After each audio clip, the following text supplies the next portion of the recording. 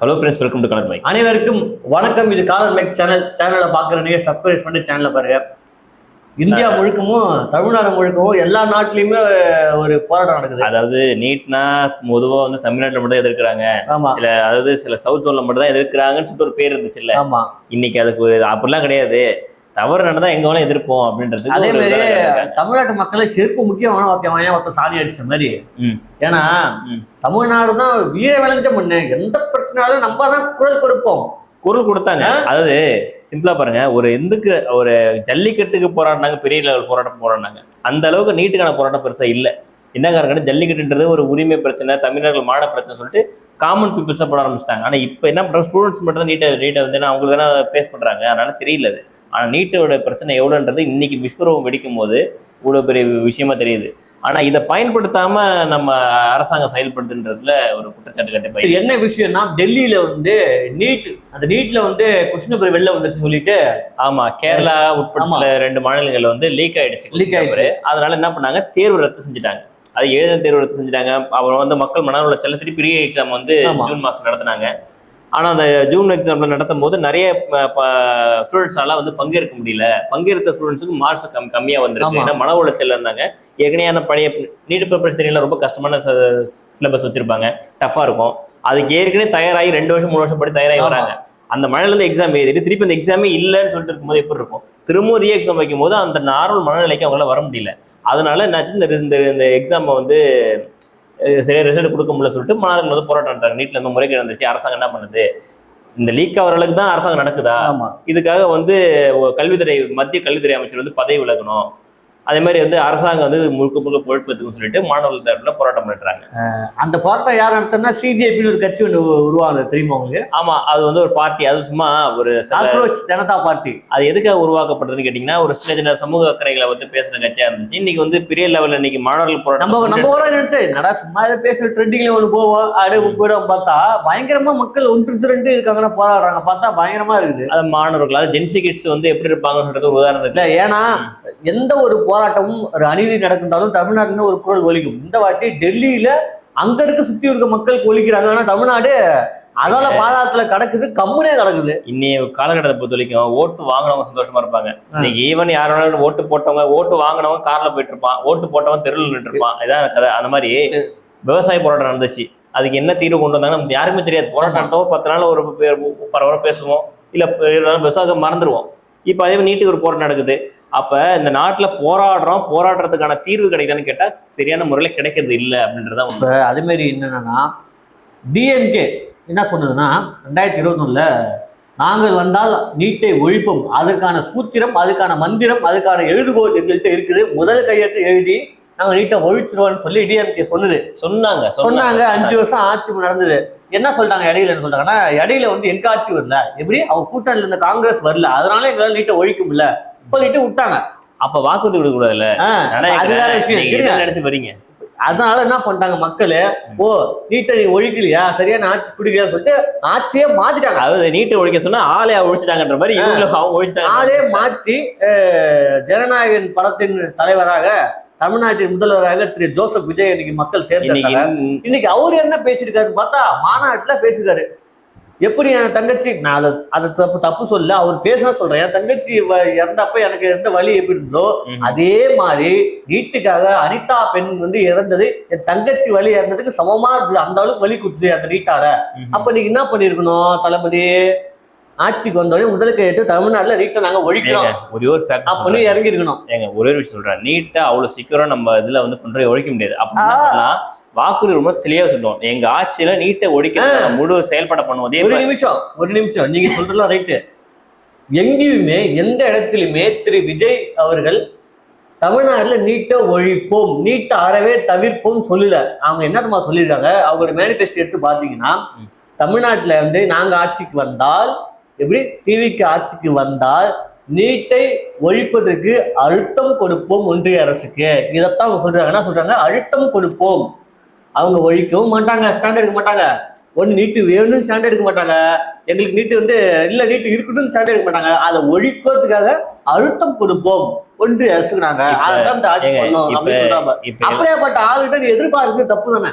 இல்ல நான் ஒண்ணே சொல்றேங்க, இப்பதான் டிவிக்கு ஆட்சிக்கு வந்திருக்காங்க, ஒரு சமயமா ஒரு 4 மாசம் ஆகுதுன்னு வச்சுங்களேன். ஆமா இப்ப எடுத்தோடனே அவங்க கையெழுத்து போட முடியல, பண்ண முடியல, எல்லாத்தையும் வச்சுங்க. ஆனா இப்ப இன்னைக்கு டெல்லியில ஒரு போராட்ட தீர்வு எப்படி சொல்றது, ஸ்ட்ராங் ஆயிருக்கு. ஆமா அப்ப இந்த ஒரு பயன்படுத்தி என்ன பண்ணலாம், இவங்க ஒரு வாய்ஸ் கொடுக்கலாம். ஏன்னா இவங்க கூட்டம் தான் பெரிய கூட்டமா இருக்கு சோசியல் மீடியா. இருக்கு ஒரு வருஷம் ஜனநாயக படத்துக்கு வந்து சோசியல் மீடியால எந்த அளவுக்கு ட்ரெண்ட் ஆக்குறாங்க.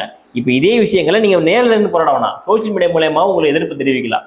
நீங்க நடிகர்களா இருக்க பிரகாஷ் ராஜ் சார் எல்லாம் போயிட்டாங்க போராட்டம் பண்றாங்க, அதெல்லாம் விட்டுருங்க. ஜென்சி கிட்ஸ்ல மிகப்பெரிய ஜென்சி கிட்ஸ் கூட்டத்தை வச்சிருக்கக்கூடிய டிவிக்கு அரசு பாத்தீங்கன்னாக்க உள்ள அவங்க போராட்டம் நேரில் நின்று போராட சொல்லல. ஆமா சோசியல் மீடியா கொளுத்தி போடலாம். நல்ல கெட்ட விஷயம் இருங்க. சினிமா வந்தா ரஜினி பத்தி கிண்டல் பண்றது, கமலை பத்தி கிண்டல் பண்றது, எந்த நடிகை பெரிய அவ்வளவு பெரிய ஃபோர்ஸ் வச்சிருக்க நீங்க ஒரு நீட்டுக்காக உங்க எதிர்ப்பு எப்படி தெரிவிக்கிறீங்கன்னா, சின்ன ட்விட்டு விஜய் சார் போடுற மாதிரி, இவங்க கட்சி சார்பில் போடுற மாதிரி இன்னைக்கு ஆதவ போது பேசிட்டு இருக்காரு.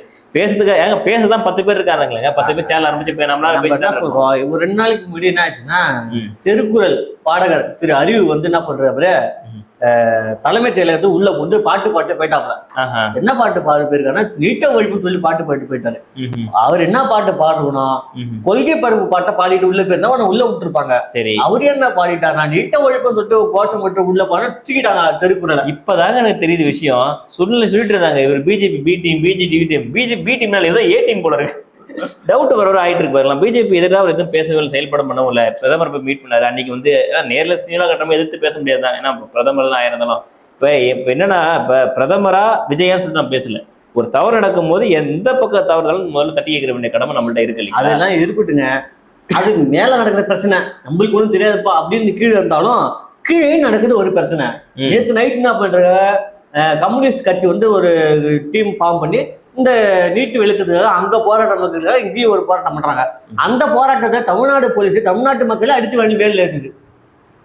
எப்ப அங்கதான் அடிக்கிற அப்படின்னாலும், இந்தியா அப்படின்னு சொல்லிட்டு இருந்தா ஒற்றுமையா இருக்க மக்கள் அங்க அடிக்கிறாலும், இந்த தமிழ்நாட்டுல கம்முன்னு போராட்ட மக்கள் எதுக்குப்பா அடிச்சு வேலையில இருக்கிற? அப்போ ஒரு அரசாங்கம் என்ன சொல்லுது, மக்களுக்கு எந்த கேள்வியும் கேட்க கூடாது, எந்த பிரச்சனையும் உங்களுக்கு கோரிக்கைக்கு நிறைவேற்றுறதுக்கு போராட்டத்துக்கு உரிமையே கிடையாது அப்படிங்கிற மாதிரி இருக்குது. அதாவது மனித உரிமை சட்டப்படியே ஒரு தனி மனிதனை எப்பவுமே கேள்வி கேட்கலாம், எந்த அரசு கேள்வி கேள்வி கேட்டாலே இவங்க அரசு பண்றாங்க அப்படின்ற மாதிரி ஒரு பிம்பத்தை கிரியேட் பண்ணிட்டு இருக்காங்க. அது ரொம்ப தவறான விஷயம். ஆமா, யார வேணா கேள்வி கேட்கலாம். ரொம்ப வன்முறையா போகும்போது தான் போலீஸ்காரங்க அரெஸ்ட் பண்றது, இந்த மாதிரி விஷயம் கேள்வி கேட்கறது உரிமை. ரீசெண்டா கூட எலும்பு உடைச்சிடும் திரு விஜய் அவர்கள் எலும்பு உடைச்சிடும் ஒரு அமைச்சர் சொன்னாரு.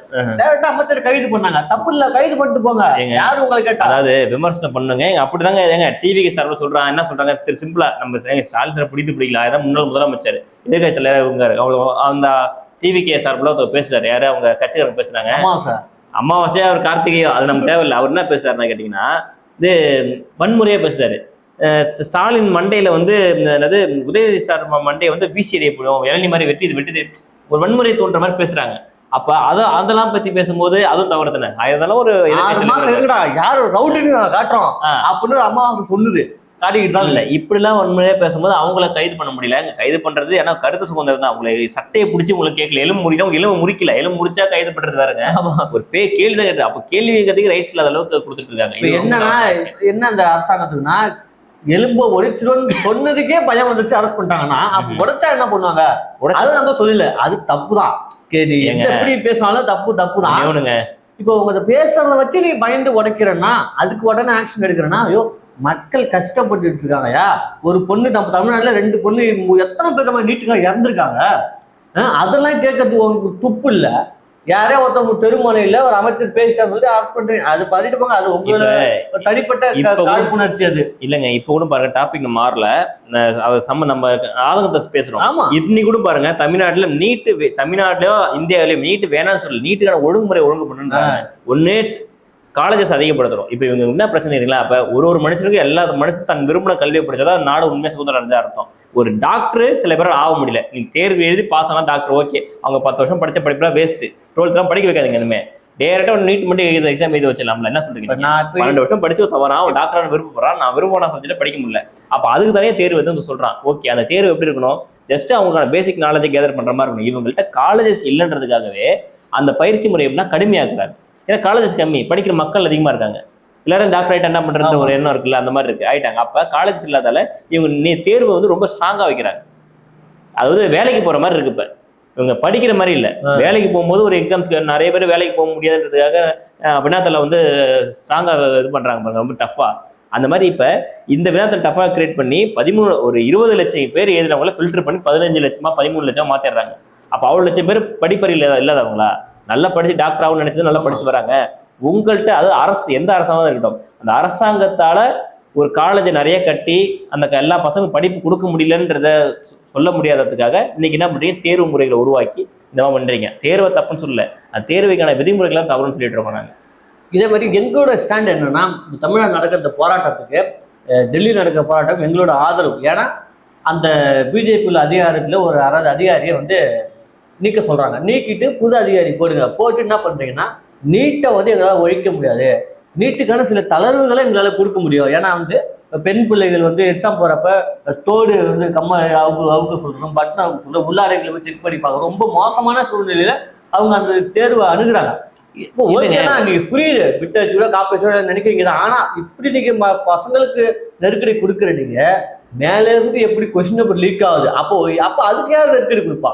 நெருக்கடி கொடுக்கல, எப்படி லீக் ஆனிச்சு? அந்த துறை சம்பந்தப்பட்ட அத்தனை பேர் ரீப்ளேஸ் பண்ணுங்க. நீங்க பாலிவுட் ரீப்ளேஸ் பண்ணுங்க, அப்படியே டோட்டலா தூக்கி.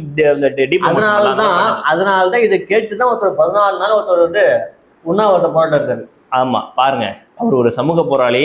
அவர் வந்து இந்த மாதிரி 9ஆம் வகுப்பு பல வருடங்களா படிக்காமலே வந்து விஜய் சார் படத்துல காட்டாங்க நண்பன் படம், அந்த மாதிரி கேரக்டர்ல நடிச்சுமா ஒரு ரியல் கேரக்டர் வாழ்ந்த ஒரு ஆள். அவர் ஒரு ஸ்டேட்டஸ் இருக்கிற ஆளு, உலக புள்ளி தெரிஞ்ச நபர். அவர்லாம் போராட்டம் அவசியம் இல்லை. எதுக்காக போராடுறாங்க? கல்விகள் பாதிக்கப்படுது. ஆமா, நம்ம விரும்பிய கல்வியை படிக்க முடியலன்னா அப்புறம் என்னடா அரசு? இப்ப நாங்க பிஜேபி அரசு குறை சொல்லுங்க, பிஜேபி அரசு குறை சொல்ல, காங்கிரஸ் வந்து குறை சொல்ல. குறை சொல்ற அளவுக்கு என்ன விஷயம் இருக்குன்னு கேட்டீங்கன்னா, இது சரியா இல்ல, சரியான முறையா இல்லைன்னு சொல்லிட்டு சொல்றோம். புரியுதா உங்களுக்கு? சரியான முறையில இல்ல. இப்போ எங்களோட வந்து ஒரு கோரிக்கை என்னன்னா, உங்களால் நீட்டை ஒழிக்க முடியாது. ஆமா, ஒழிக்க முடியாது. உங்களால் நீட்டை நிப்பாட்ட முடியாது. அதை கட்டுப்படி தளர்வும் பண்ண முடியாது. ஆனா உங்களால ஒண்ணு பண்ண முடியும், அந்த நீட்டை வந்து படிச்சு பாஸ் ஆகிற மாதிரி சரியான கல்வி முறையை மக்களுக்கு கொடுக்க முடியும். ஒரு அரசாங்கம் நினைத்தால் ஒரு 234 தொகுதியில ஒரு கேம்பஸ் சென்டர் ஒண்ணு போடுங்க. நீட் தேர்வு படிக்கிற மாணவர்கள் இங்க வந்து படிங்க.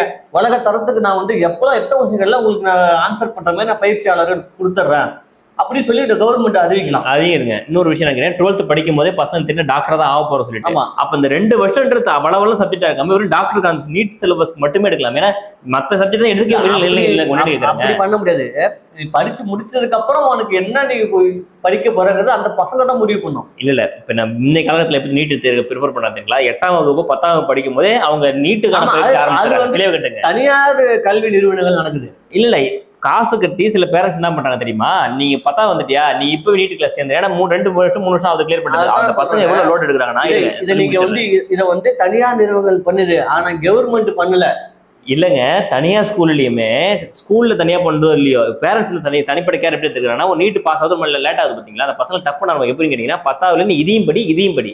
அப்ப அந்த பசங்க மனநிலை எப்படி இருக்கும்? படிப்புன்னு போற தப்பு இல்லை, இதையும் ஒரு பக்கம் படிச்சுக்கணும், அதையும் ஒரு பக்கம் படிச்சுக்கணுன்ற மாதிரி மனநிலை ஆளாயிடுறாங்கல்ல. அப்போ ஒரு அழுத்தத்துக்கு உள்ளாக்கப்படுறாங்க. அப்ப அந்த மாதிரி படிச்சுட்டு வந்தவங்க ஒரு எக்ஸாம்ல தேர்ச்சி அடைய முடியல சொல்லிட்டு அவன் என்ன பண்றான், மன அழுத்தத்துல தவறான முடிவு எடுத்துறான். ஆனா நம்ம எடுக்கிற தவறு தான். போராட்டம்ன்றது மனுஷன் வந்து போராடி வாழ்ந்தாதான் நல்லது. ஆனா இதுக்கு இவ்வளவு விஷயம், இந்த ஒரு படிக்கிறதுக்காக ஏன் ஒரு மாணவன் வந்து போராடணும்? கஷ்டப்பட்டு ஒரு 14 வருஷம் படிக்கிறாங்க, எல்கேஜிலையும் கணக்கு பண்ணிங்கன்னா, இல்ல 1ஆவது கணக்கு பண்ணிங்கன்னா ஒரு 12 வருஷம் ஒரு 10 படிக்கிறான். அந்த 12 வருஷம் படிச்சு ஒரு தேர்வுல பாஸ் பண்ண முடியாத அளவுக்கு தான் அரசு பாடத்திட்டங்கள் இருக்கா? இதுதான் எங்களுடைய கேள்வியா இருக்கு. இல்லையா பாடத்திட்டத்தை மாத்துங்க. இப்ப நீங்க நீட்டை எழுத போறீங்களா, எக்ஸ்ட்ரா ஒரு 13ஆவது ஒரு வகுப்பை புதுசாக ஆரம்பிச்சு சேர்த்து ஒரு வருஷம் பாடம் நடத்தி அவங்க எல்லாம் பாஸ் பண்ண வைங்க.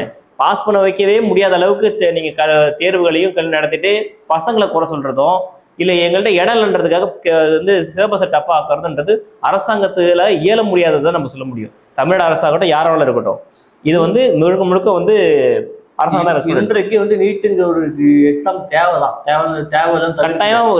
தேவைங்க. அதை வந்து இலவசமாகவும் சிறப்பாகவும் அரசு பள்ளியில படிக்கிற மாணவர்களுக்கு நீங்க வந்து அதை சரியான முறையில் கொண்டு போய் சேர்க்கணும். இதுதாங்க சொல்லிட்டு இருக்கோம் ஆரம்பத்துல. சிலபஸ் நீட்டுக்கு தகுந்த மாதிரி சிலபஸ் மாத்துங்க, இல்ல சிலபஸ் தகுந்த நீட்டை மாத்துங்க. 2 பண்ணும்ல.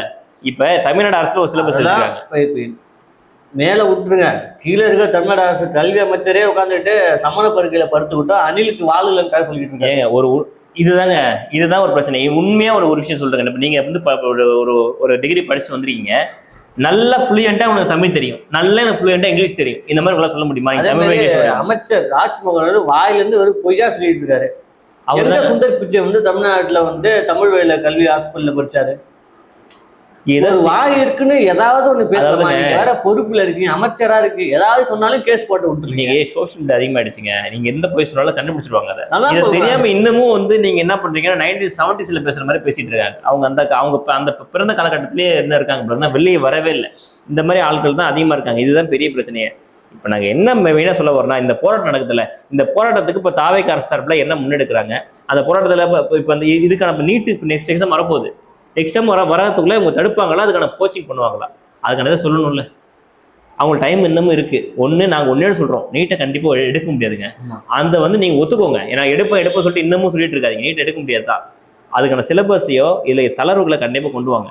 இதுதான் நாங்க சொல்ற விஷயம். அதே மாதிரி தமிழ்நாட்டை சேர்ந்த மாணவர்களுக்கு தமிழ்நாட்டில் இருக்க கல்வி நிறுவனங்களுக்கு அதிகமாக சீட் கிடைக்கணும், இடஒதுக்கீடு அதிகமாக கொடுக்கணும். புரியுதா உங்களுக்கு? இப்போ தமிழர்களா, இவங்க தமிழ்நாட்டில் படிச்சு ஸ்கூல்ல இருக்காங்களா, இவங்களுக்கு என்ன பண்ணணும், வெளிலேருந்து படிச்சுட்டு நீட்ல பாஸ் பண்ணிட்டு வராங்களா, அவங்களோட கொஞ்சம் எக்ஸ்ட்ரா கேர் கொடுக்கணுன்ற மாதிரி சொல்றேன். ஏன்னா நம்ம ஊர் காலேஜ்ல நம்ம பசங்க படிச்சா நமக்கு நிறைய பேர் படிக்க வைப்பாங்க.